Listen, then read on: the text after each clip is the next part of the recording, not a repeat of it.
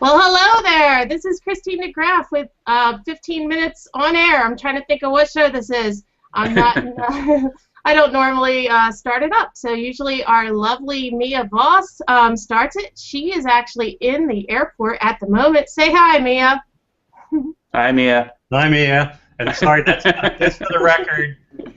I'm showing my Tesla car seat in honor of Mia because that's what she got the first time I was on her show for about 2/3 of the show. Eric's car seat. Awesome. See how many people I make mad at the Memphis airport, by the way, so I'm going to mute myself. Okay, Mia. And, of course, we have the lovely Craig Fifield joining us from his vacation home. Yep, hanging in Maine today. Awesome. And our special guest is Eric Enge. Eric, is it Enge or Enge? I'm sorry. None of the above. Oh, great. Enge. Enge. Enge. The German right. or Norwegian pronunciation. Norwegian is the accurate, but it's easier to attach to German. Cool. I think I say it different every time. I think I do too, but I don't think we could butcher it as much as we've butchered Mark's name, or Stefan.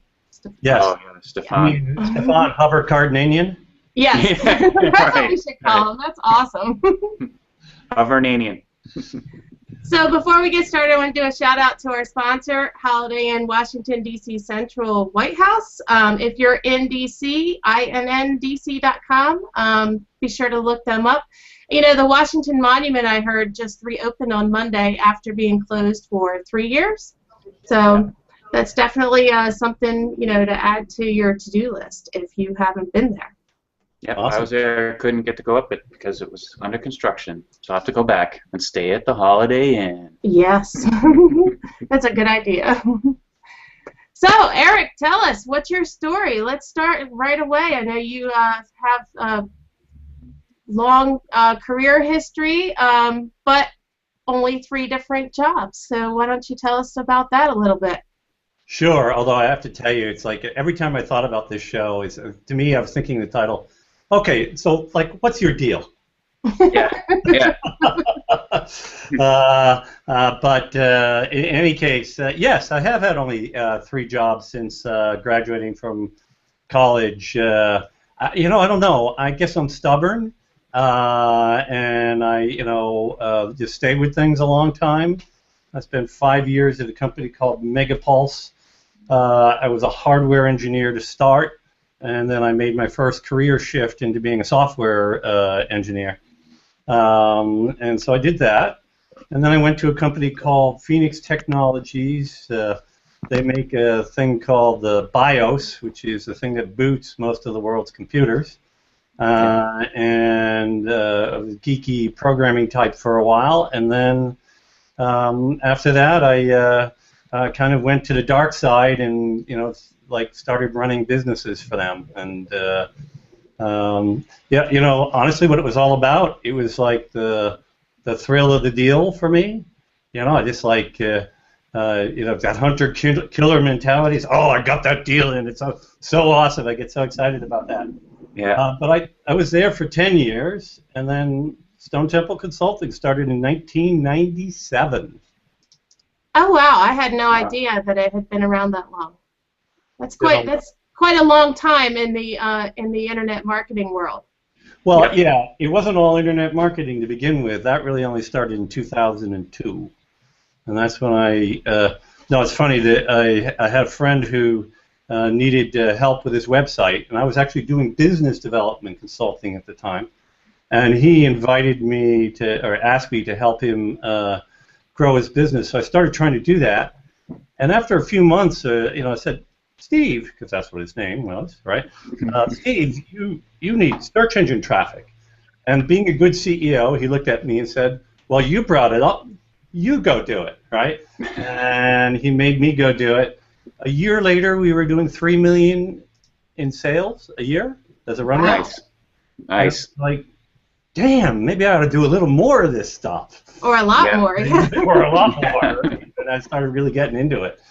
So that's kind of how it all started there. I covered all 3 of my careers and all 3 of my jobs that quickly. That's it. So. Now, did you? Well, Did you go down the black hat path at all of search engine optimization? I can't say that publicly. I didn't know you can't say it publicly. Okay, so he's not going to answer. in the beginning of search engine Just plead the fifth. the first site that we launched was a site called onlinemotorcycleparts.com with hyphens between the words, right? Yeah. And, Better than underscores. yeah, and a week after we launched it, we were ranking #2 for motorcycle parts, right? But this is back in 2002 when almost any amount of sensible attention to SEO worked great. And so then we launched an education site, and I am going to give you some industry lore here. You ready for this? Mm-hmm. The site was called Education Online Search, and it did lead gen for schools like University of Phoenix and DeVry and ITT Tech and places like that. And at its height, we were doing 700 leads a day. And there was just 2 of us in this business, and if you have any idea what you get paid for a lead, it was a lot of money, okay? Wow. Yeah. But what had happened is that we discovered some tactics for SEO. So we discovered that, hey, you could buy links, so we did that.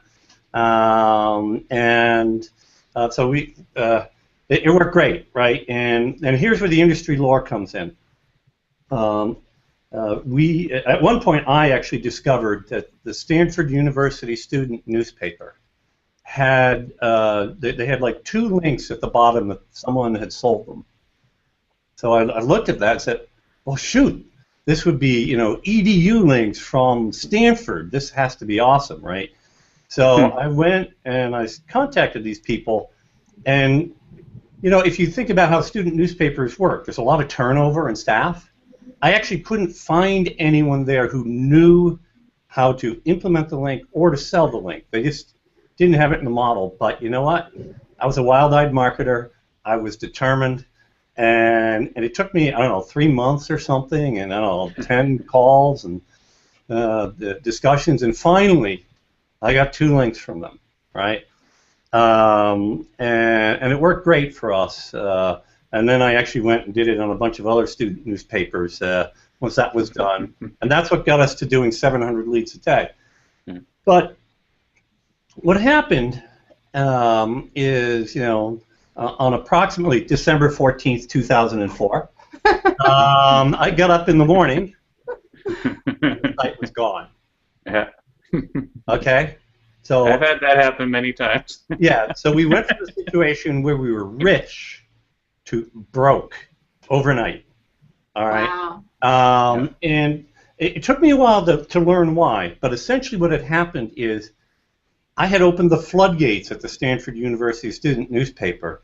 After they sold me 2, they said, oh, we can do more of this, and they ended up selling, by the time I got to it and looked at it and discovered what had happened, they had 300 old links on the bottom of every single page of the Stanford University student newspaper. Wow. So, yeah, it was... and for anyone who doesn't know, buying links is bad. Very bad, right? yes, it's very bad. But we didn't know that back in the day. Getting caught is bad. Getting caught is worse, yes. Yeah, well, right. So here's the rest of the story, though, because it does actually have a happy ending.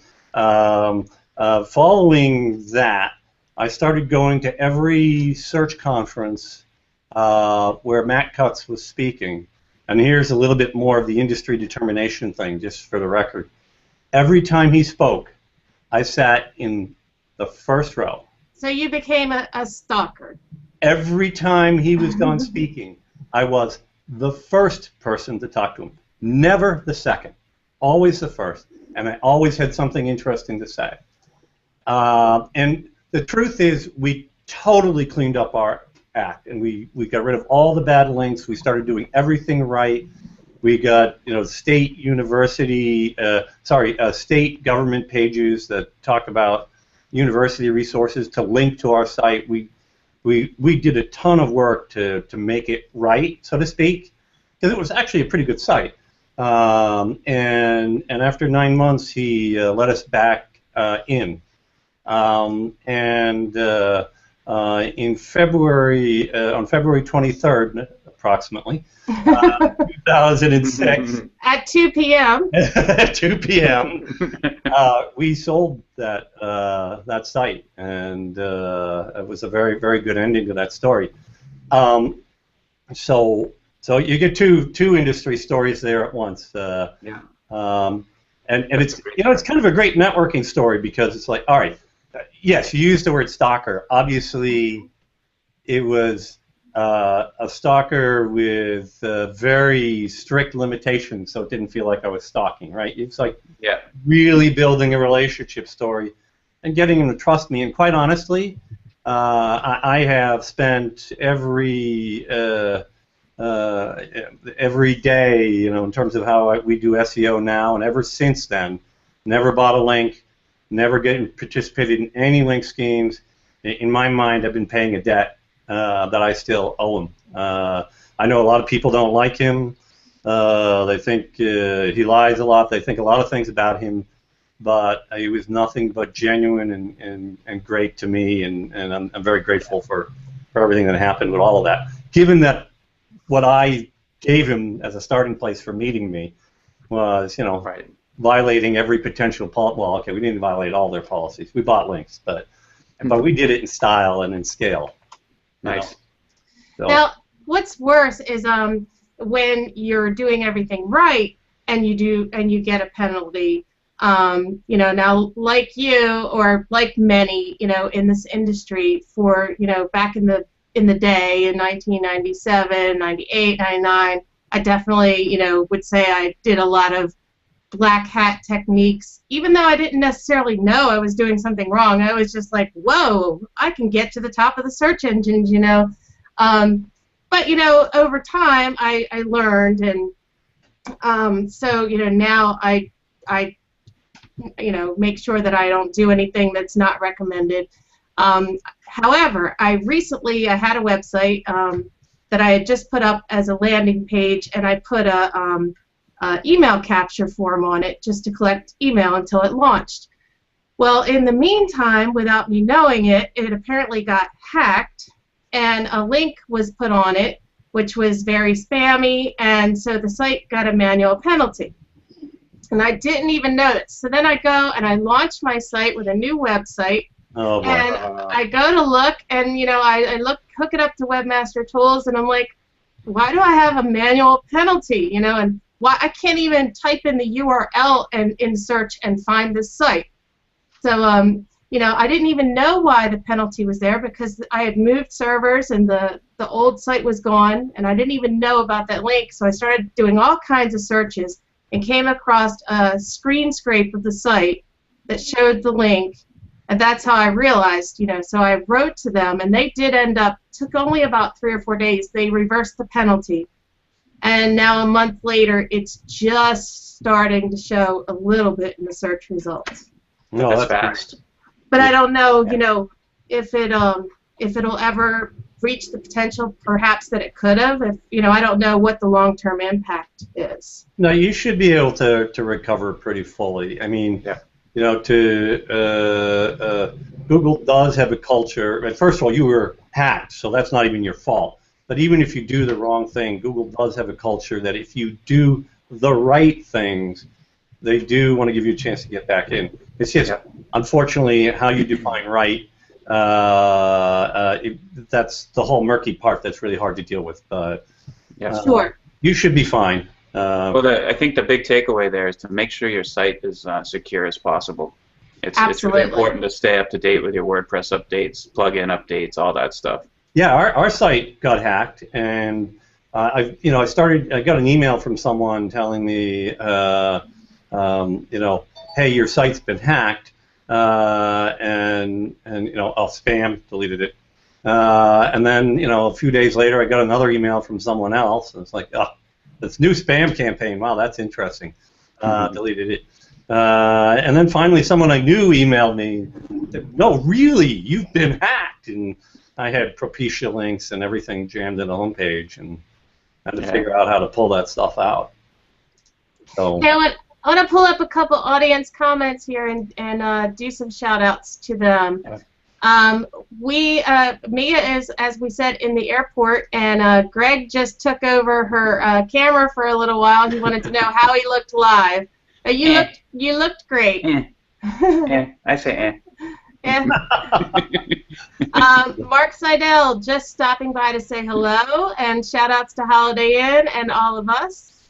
Awesome. And Shop Baker's Nook, they agree. Yes, buying links is bad. Yes, it is. It's something we haven't done since 2004, not once. Sheila noticed that Mia packed her tiara. Yeah. And Tom Coleman, he loves it when Travel Mia rocks, he says. Nice. So thanks, everybody, for your comments. So I want to hear more about the personal side, Eric. I want to know about all this foosball stuff. How'd you get started in that? Tell us more about that. Well, I was in college. It's a predictable time to start playing foosball, right?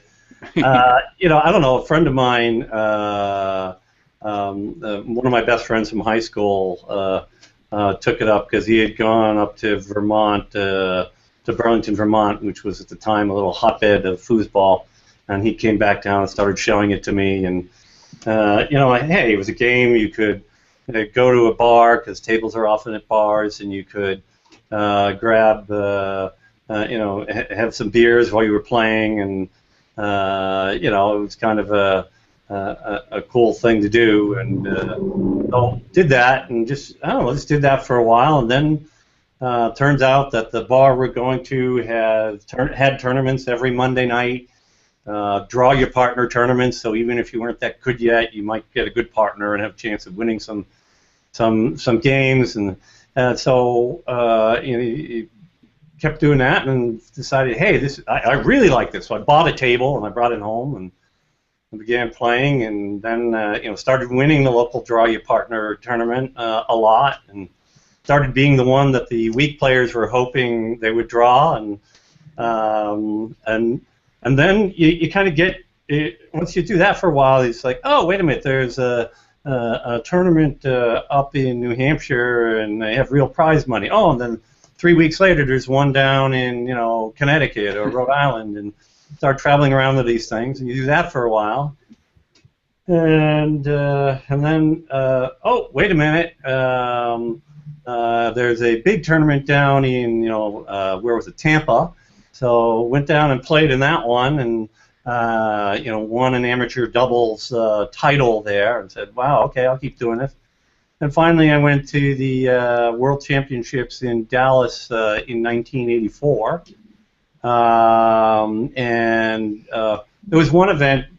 I was good at many events, but the one I was really the best at, in terms of me personally, was a thing called Goalie War. So we have this 128 people playing in a double elimination bracket for Goalie War, and I lost in the first round. And I knew that, I knew enough to know that I really was one of the best in the world. I knew it in my heart, and then I lost in the first round. I went out and I sat on a curbside in Tampa where it was probably 1,000,000 degrees hot, and I didn't notice it. And there was this huge black cloud over my head. I was so angry and mad and everything else.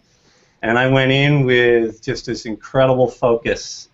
And I went straight up through the entire loser's bracket, won my way all the way into the finals, where I had to beat the guy who won the winner's bracket side twice. 2 match ball matches that I had to. Each time I had to beat him, it was a 5-game match, best of 5-game match. I had to win 2 best of 5-game matches, and pretty much every single game went 5-4. And I was able to win that and become a world champion. And by the time you're at that event, like you're in an area where there's like stages on both sides of you, and there's there's cameras and there's people, yelling and cheering, and there were more people cheering for him than me, but I didn't care because every time anyone cheers, it's like, oh, I'm stoked, let's go, let's make this happen, I'm in my rhythm now, it's like, oh, it was incredible, incredible fun, So what does being a world champion get you? Well, you get a little bit of money. Prize money? No, there's some prize money. I mean, look, I was a ranked pro by that point, but you're not making a living playing foosball, right? A very small number of people actually did, but I wasn't doing that. But you get a jacket, right? Kind of like the Masters jacket, the green jacket. Awesome. I got a black jacket with a little bit of gold trim and my name embroidered here.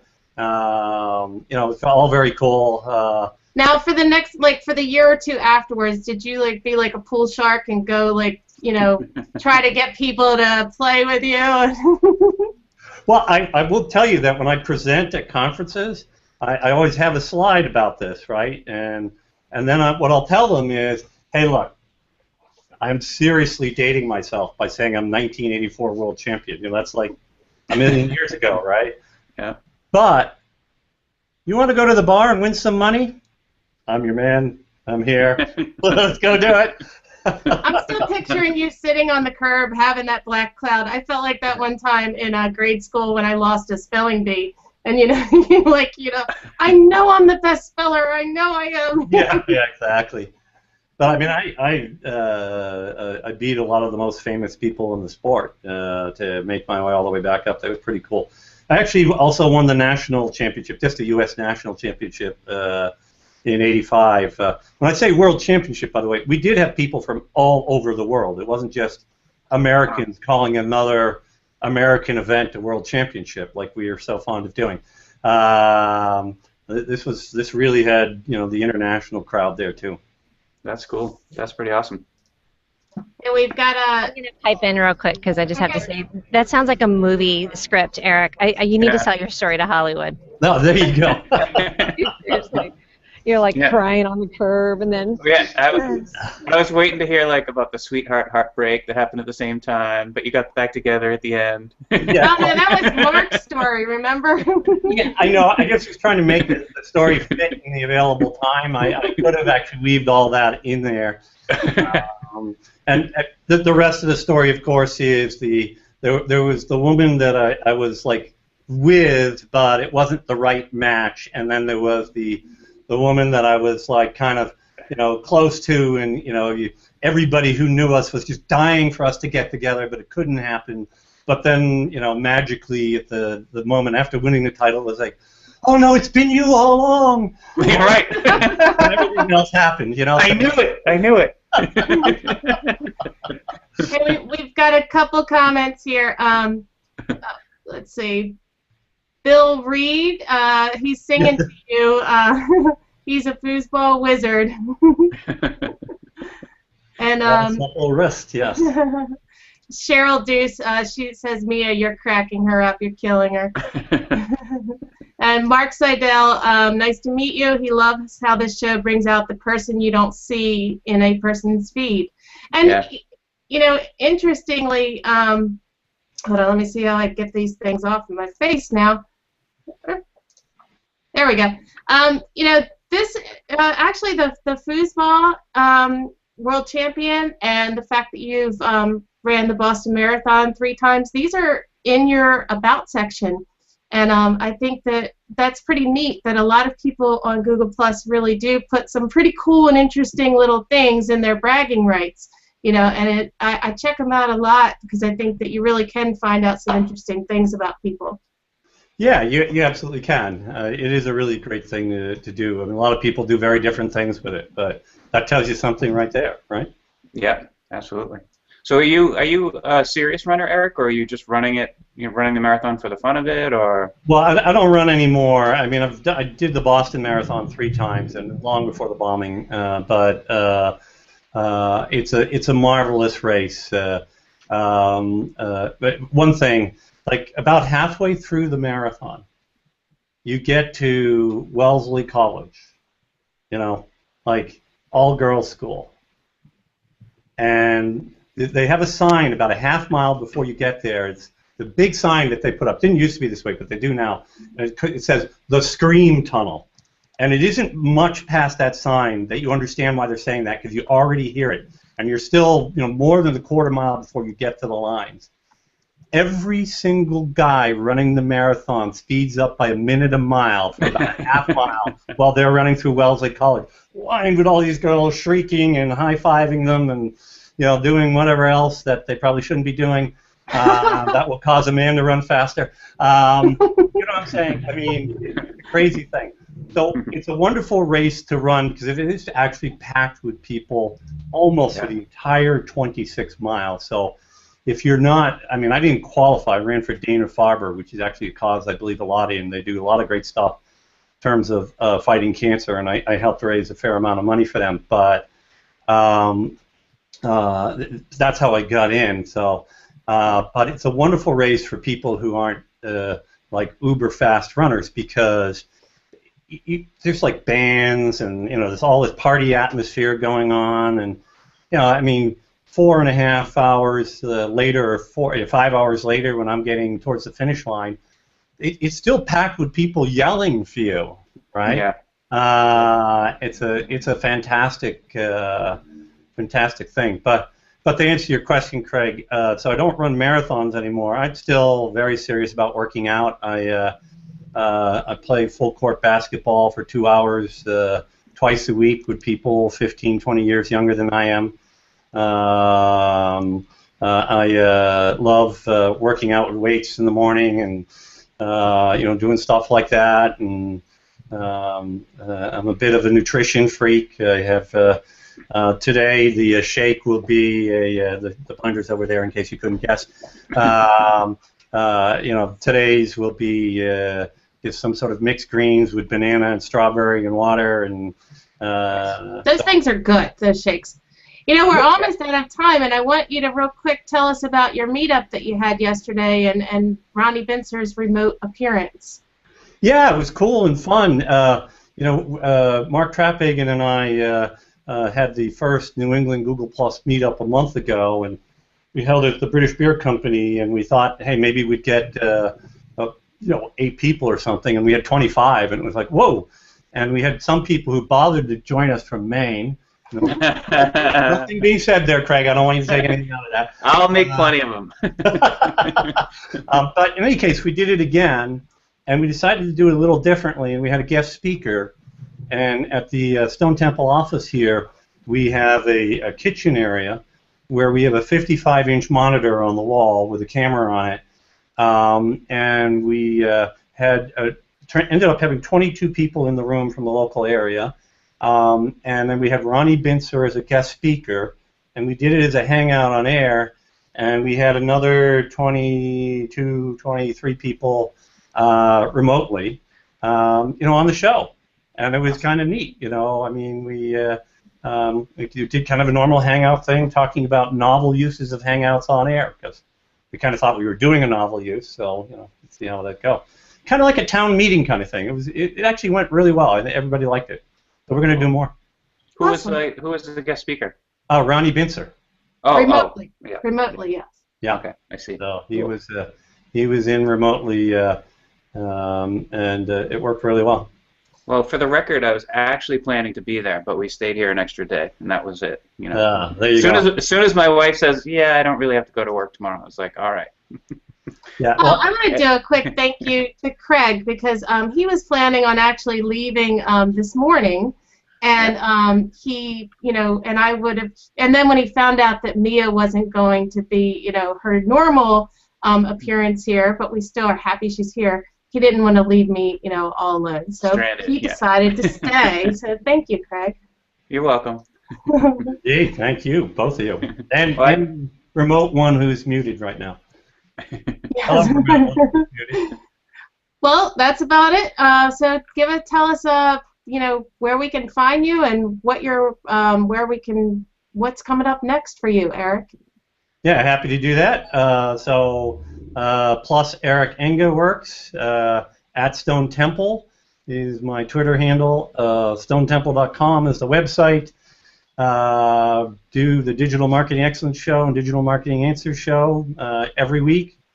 So you can get all that information by following me. And in terms of what's next, just going to keep cranking out content and shows and seeing where it takes us.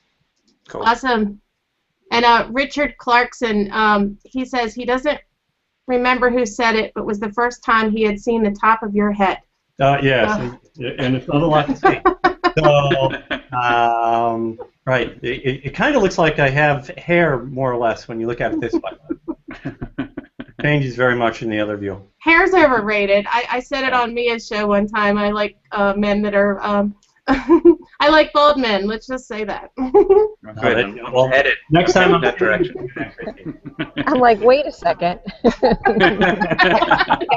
Bald is beautiful. Bald is beautiful. I have a new term for this. Instead of selfie, this is called mutie. Yeah. What I did today.